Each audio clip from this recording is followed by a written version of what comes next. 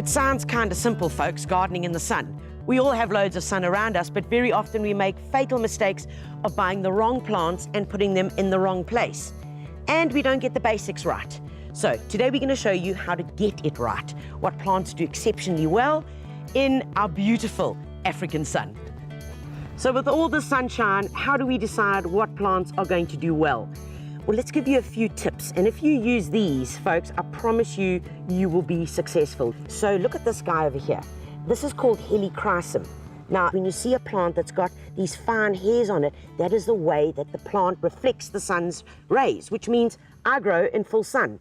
Anything with a gray leaf as well is your next pointer.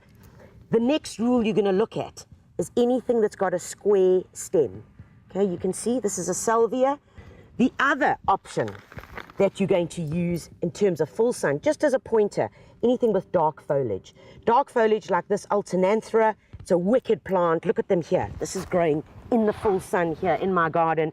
And these plants are probably about 3 months old, so they grow really nicely, stay nice and compact. But also, if you feel it, feel those hairs, know that I can grow in the full sun. 4 good tips to stick with. So folks, let's take a closer look at some examples that we know you're going to know what they are, but you might not know exactly how good they are in the full sun. So my favorite of all time, the beautiful lavender. Lavender's grey leaves, also they've got that telltale sign of the softness, the furriness. So they're actually carrying 2 of those attributes that we spoke about. Love the hot sun, don't overwater them, and they will reward you for years and years to come.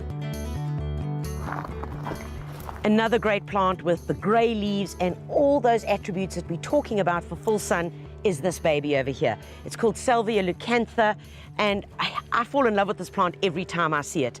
You get it in the purple, you get it in the white, you even get a pink. And truly a great perennial, one that can go on in your garden for years and years and really treat it like dirt, literally. So when it's finished flowering, starts looking a bit scraggly, you prune it back hard, give it a thick layer of compost, and sit back and watch the magic work, because it will just grow and fill up large areas in your garden. And look at it. Isn't she happy? Absolutely. Another great plant that you can use for the sun, and let me tell you, this is like a miracle plant. If you don't have one of these in your garden, in fact, you shouldn't only have one, you should have like 6. Okay, so it's called comfrey. Comfrey is the wonder plant because it gets these beautiful big leaves. Take them, break them up, and throw them into the garden, almost as a mulch, and that is just going to add such goodness into the soil. So, not 1, at least 6 of them. And if all else fails, guys, and if you're really stressed about what to buy, just stick with the tried and trusted, which are good old succulents. We've got our faithful echeverias over here, beautiful. In front here, we've got sedums. Now, there are many different sedums. Just go wild.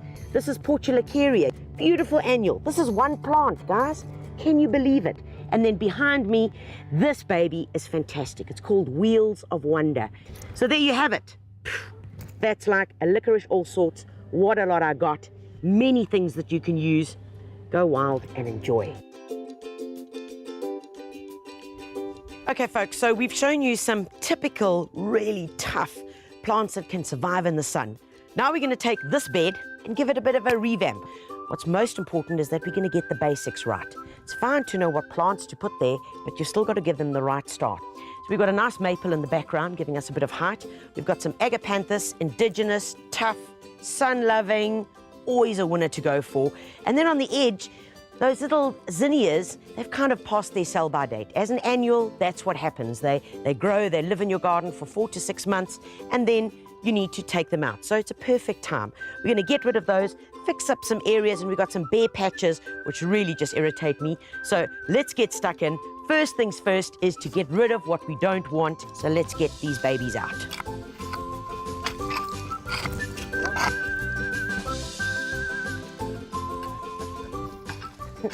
Folks, who needs the gym when you garden? That was a workout of note. But I'm so pleased because look, we got it down soft and gently, right down to a fork's length. That's what we want. You want to turn that soil. Please don't scrimp. This is the most important part of gardening, especially if we're dealing with plants that are going to be in the baking hot sun. Because imagine their little roots, if you've dug a hole just that big for the roots just to fall into and just to be able to fit into, you squash those roots in there and then it's got to fight to get through the hard soil. It ain't going to be a happy chap, much like putting you in a box. Now we get to add the magic. So first up, I've got loads of compost. And you know what the rule is? You can never add enough compost, never. After that, we add in some good organic pellets, and this really just helps feed the soil. Sprinkle that around about a handful per square meter. And guys, all we're doing now is we're just adding rocket fuel to the soil. Good soil, and I'll say it again, means good plants and healthy plants. Final bit that we add is, of course, the fairy dust. Oh, look at that beautiful bone meal. Gonna make sure that we have good, strong roots. And these plants are going to be so happy. It's gonna be like a day at the spa for the plants. Yum.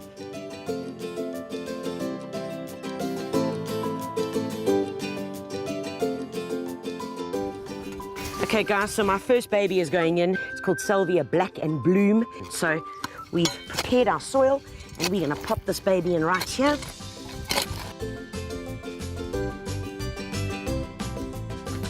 Okay, one in. How easy was that? All right guys, I've got this awesome plant. It's called Pennisetum Fireworks. And look how sexy it looks when you put it against the salvia. All right, let's get them in.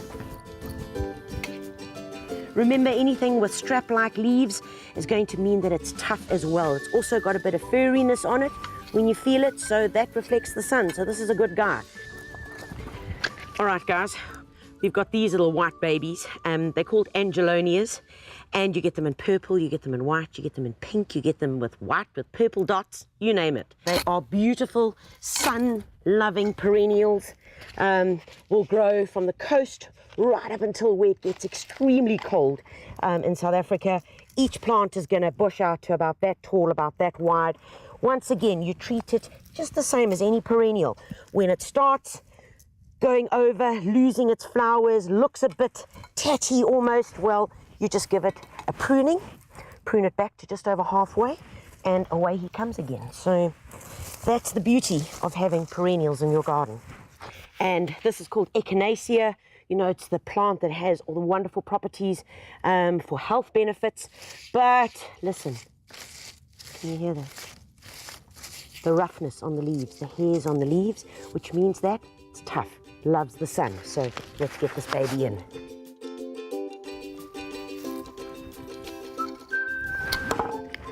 Guys, an amazing little ground cover. I love it. It's called brachycomb. There are many different types of brachycomb. It doesn't really matter which one you get. Just lay your hands on any of these. Great for the full sun.